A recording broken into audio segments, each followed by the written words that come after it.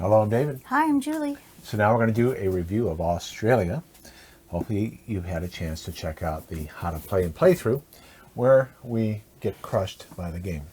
Bad. So let's go over the game first Okay. before we give our positives, negatives, and neutrals and our rating using the BTG scale. Do you want me to explain it? Yeah, that would be interesting actually. It'd be over in 2 seconds. Okay, so this is an alternative of history, historical fiction where old ones used to control the world, humans fought back, and now AuZtralia is being explored for the first time, not knowing that there are old ones that have settled and been hiding in AuZtralia. So you start out in the game, each player has a port, and so that's Julie's port, and this is my port. This is how we ended the game, and you can see there's a Sagath here that destroyed my port. And so you lose if, well, not lose, the game ends when either player, and it could be a 3 or 4 player game, any player loses their port and you go to immediate scoring. The object is to get to more points in a competitive version than any of the other players, but we were playing the cooperative version, so we got to score more points than the old ones, or the Cthulhu Mythos. So what happened was, we got unlucky. You'll use these cards to move.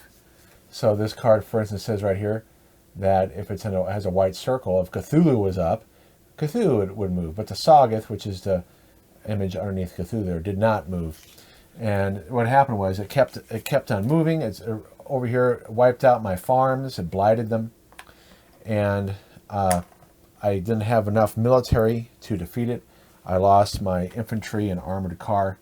You lost your sanity too, I think. Oh, that's right. No, that's right. I did not lose my military. Actually, was doing quite well. They just went insane. So the cards can make you. So you'll see right here that the Sagath would make you lose a sanity. If you're fighting Cthulhu, you take 2 health points of damage, and this one right here, for instance, the armored car only has 2 hit points. This tells you how far it can move off the train tracks. So anyway, I lost a port and went to immediate scoring. I only scored 12 points. Julie scored 15. She did better than me because her farms weren't wiped out. But look how good the Mythos did. They scored 45 points, so we both lost. And that's because if there's anything that's unrevealed, it's worth double the amount of victory points. So this is worth 12 here. I'm sorry. It's a 6, yes. Normally it's worth 6 when it's face up. But since it was unrevealed, the Mythos scored 12 points. And that's how many points we get if we defeat it. So there was a bunch of unrevealed old ones because the game ended like, how many rounds were there? 1, 2, 3, 4. It was like over here. It ended this early because I lost my port.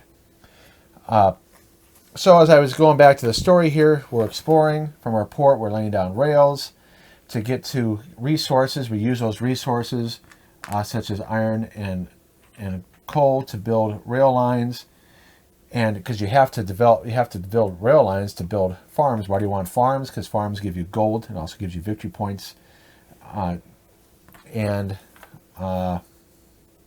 was something else? Oh, you can get phosphorus. That's worth 3 victory points. If you have it at the end of the game, it's also worth 1 gold when you pick it up. But you can see here, we were getting crushed.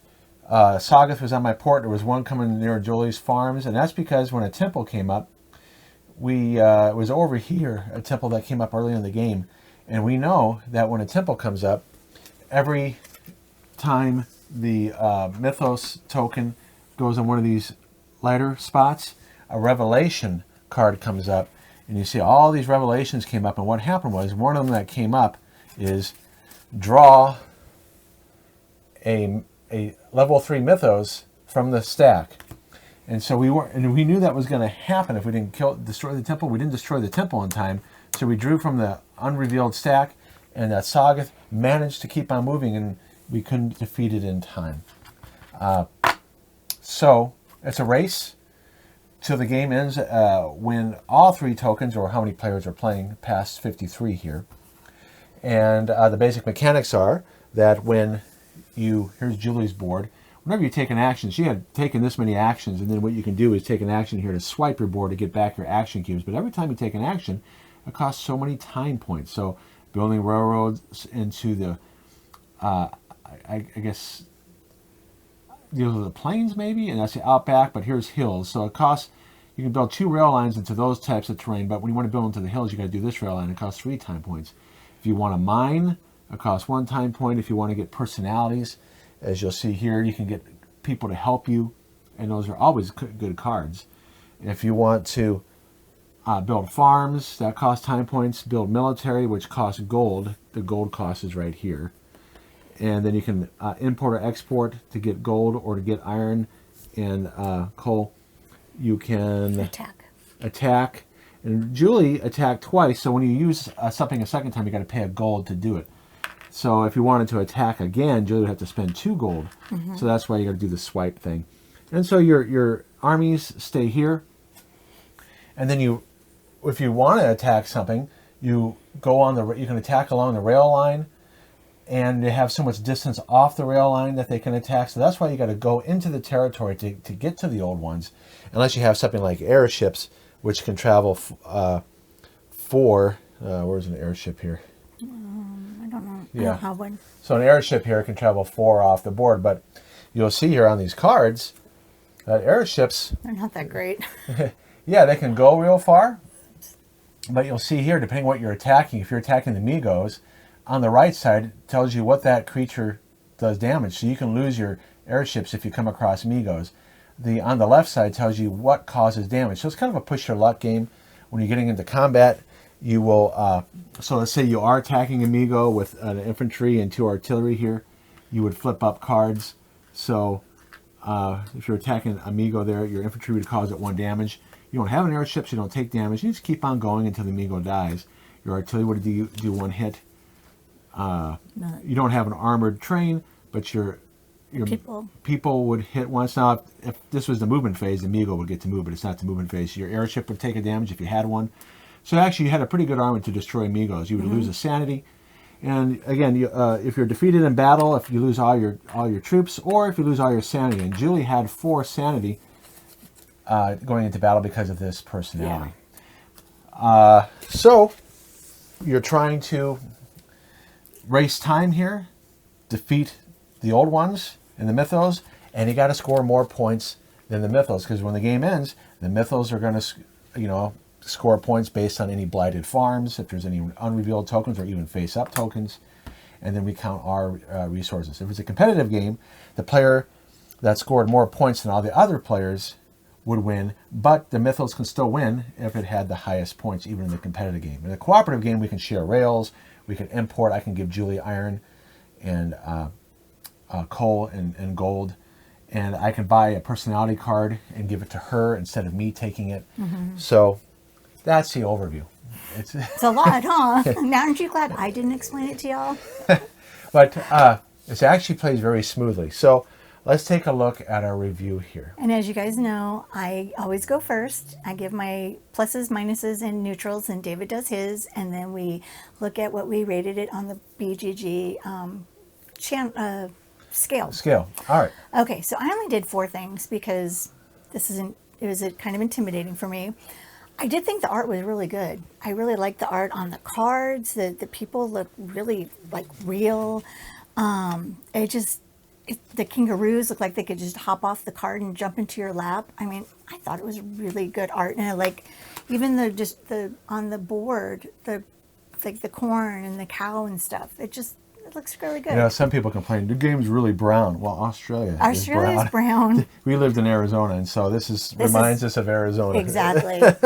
And the quality, the components are very quality. I mean, I just like how they feel. I don't know. It's probably really they're thick, lame, but I just thought they were really easy to hold on to. Well, they are what they call linen cards, but what it is, it's a foil stamp over the card, and that just adds. But I like how they feel. It's a durability that adds. Yeah. Okay, now for the bad stuff. Now you have to remember, this is just me saying this. The tile randomness can be really frustrating, and what I mean by that is these things here.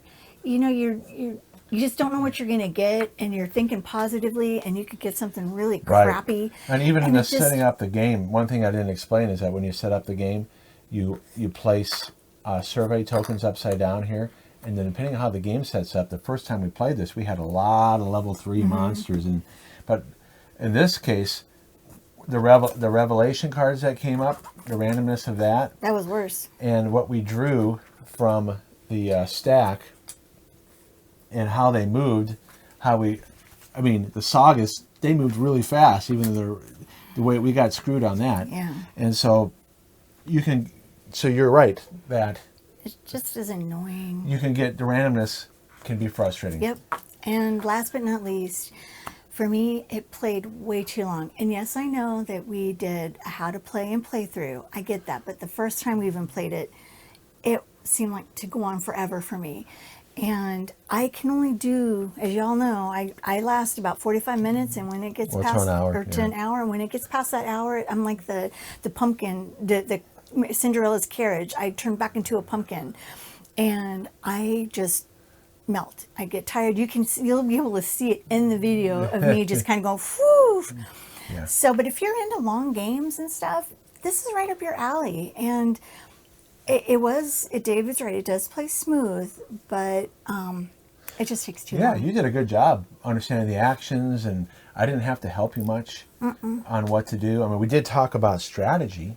That's Yeah. different because it was cooperative, but but again, it did take a long time. Yeah. All right, All so right. that's my complaints. All right, so here I go. All right, so clever integration of theme and mechanics. So the whole idea that you can, our discs would start depending on how many players. You're going to start around here. So, and the mythos are going to start here. So you have all this time here to start developing. Am I going to get farms and build railways? I got to have an army because they're going to start popping up.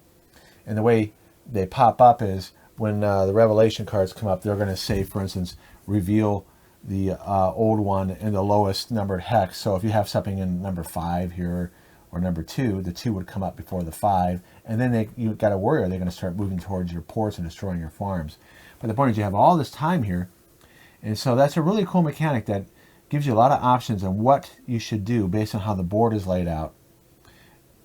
And then you got to worry about as the pieces meet.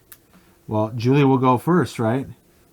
Because she's on top. So she does a 2 time point action. Now the mythos will go, and they're going to reveal a card because it's on that section. And then you draw 2 cards. If anything's face up, you draw 2 cards to see what moves. And now they're going to go again. And then if something's still revealed, you draw 2 cards again, but no revelation card is gone. Now I'm going to go. Let's say I do a 2 time point action. Now the mythos are going to go again. Then Julie will go. So it creates a really good tension of that mechanic. And the fact that you have your board here, and you can clear things, so that creates tension of, am I going to pay an extra gold to do something, or am I going to lose a time point to clear the board? And then you got to have enough gold if you are going to do duplicate actions. Yeah. Because you know that you're running out of time once it gets past here. Right. And you know you got to get enough stuff done to overcome the mythos victory points that they're going to have. And if you have too many tokens that are face down, you might just have to go explore to turn them face up but not destroy them. Right. So, again, that's why I say it's the theme. They could have done this. Martin Wallace could have done this as a barbarians invading Rome. Could have, or Rome was exploring out into this Europe, and they meet barbarians, and they got to defend. That would be the historic version, but I would have. This is more interesting. Yeah. Because you can, I would not want to have played a pure historic one, but maybe some people would. All right, so tense decisions, as I explained. Quality thematic art and decent pieces. Now, some of it's kind of generic, like this. I mean, I've seen this used in other games. We have a lot of games that have that piece. And this gold here. This silver and this one. here. So it's kind of generic in that way, but at least it's quality generic. Now, maybe too difficult in co-op mode and or with 2 players. So I did do a little bit of research on this, and some people did mention that is it even possible to is it harder with 2 players? I don't know. We've only played it a couple times. But the good thing about this game is that even though we lost, I'm thinking about what would I want to try again next time. So I do want to play this again, and I'm thinking about strategy. So like when you see a good movie, you think about, oh, that was a really good scene. I want to see that movie. I want to see the movie again. Kind of like Spider-Man Homecoming. I haven't seen it yet, so I don't know. I'm looking forward to seeing it again. And there's certain scenes that we watched over again on YouTube, and my son saw it twice. So that's an example of a movie you want to see multiple times. Like Aliens. You like to see Aliens over and over again. I do like Aliens. Or, other movies like that. So this is a game that I am looking forward to playing again. However, if we play it a couple more times and we can't seem to find a strategy, and when you watch how we set it up in a way to make it easier for us. We still got our butts kicked because we got unlucky on the draws. Yeah, so it's true. So that relates to this. Randomness can be devastating. So could this be a game where you got to get lucky to win? And if that's the case, my rating is going to go down. Right now, I'm willing. You're going to see my rating here in a minute. I'm willing to stick at this rating, but if we can't come up with a winning strategy, or even despite a winning strategy, you get unlucky and you still lose. Yeah. I don't know if I want to keep on playing this game, but I'm willing to try it. And then missed reprint opportunities. I didn't even know this was an old game. Well, I avoided the Kickstarter the first time because there was no exclusives. This is why back it on. Yeah. Stronghold is an established company. That's one of the debates on Kickstarter. Why are you doing Kickstarter if you're an established company? In other words, should you be supporting the retailers and not taking sales away from retailers when you could just solicit it through distribution and retailers and get orders that way? Sure. I backed it this time because it had exclusives. Okay. However, they kind of called it in. They just basically reprinted the rule book. Now the rule book is decent. It's actually not. It's not that bad at all. But there was opportunities here to improve it. I see things, and I looked it up. It's the same rule book. They could have made it clear. There's some missteps in here that when you look at the Q&A on Board Game Geek, there's a reason why people are making errors. It's because they could have did this a little bit better. But no, they just reprinted it. So they kind of called it in. And then if you're going to do the big box, why didn't you do trays for each player? Oh, that would have been nice. Okay. Yeah. So if you look here, Julie's using the component collector, which is a separate thing that we bought. Why couldn't you have a tray for each player? So that's disappointing to me. So we're going to get the big box that you see behind here. And it does combine everything really nicely, but it doesn't add to the setup time. It would have been better that I just take a tray out. Sure. Some games had it. Take a tray out. Here's the red player tray. Go. Yeah. Here's the blue player tray. Yeah. It didn't quite do that. Nope. So again, that's why it's a negative, because it kind of called it in. Yeah. Let's see how we rated it. All right. Wow, I gave it an 8, huh? Well, wait a second here. That's not right. That's I gave it not a right. 6. That's. I did not give it a very good. I'm telling you that right now, guys. Yeah. No, I wouldn't I forgot to suggest move it. that down. Julie, There's no way I would suggest this. It's too long for me. I would give it a 6. Yeah, I would play if I was in the mood. And I said I said 7 right now because I'm so I didn't. You probably told me and I didn't fix it. Yeah, I would not. I'm a 6, So definitely. if you went to this slide and didn't listen to what we're saying, do you think Julia rated this an 8? No, it's actually a 6. No. And mine's a 7. That's accurate. I'm willing to keep on trying it. And if there is a strategy and the randomness can be anticipated, or you can deal with it better, then my rating will go up. If it becomes a game where you're going to lose more than win, it's probably going to go down to a 6. I'm willing to sit this one out if he wants to play it with someone else. I don't have any problem just listening to them play. So, yeah, Julie should be a 6. I'm Yes. a 7. Yeah. And we'll see if it goes up. So I am looking forward to playing it again. Well, good. I'm glad you are. Yeah. Well, there's some expansions in here too. Oh. It just has a lot of variety. There's another side of the map, and then there's a couple expansions in the big box that adds to the variability. Okay. But I understand. I can wait a while on checking those out. Well, I understand why, because it's Yeah. long. If it was a shorter game, you'd be like, I'd yeah, be into sure. it, but Yeah. no. All right. So, despite that little mistake on the last slide, this is our review of AuZtralia. We may, let us know in the comments if you want us to revisit this with the expansions. Yes. All right. Take care. Thanks, guys. See you next All right, time. bye.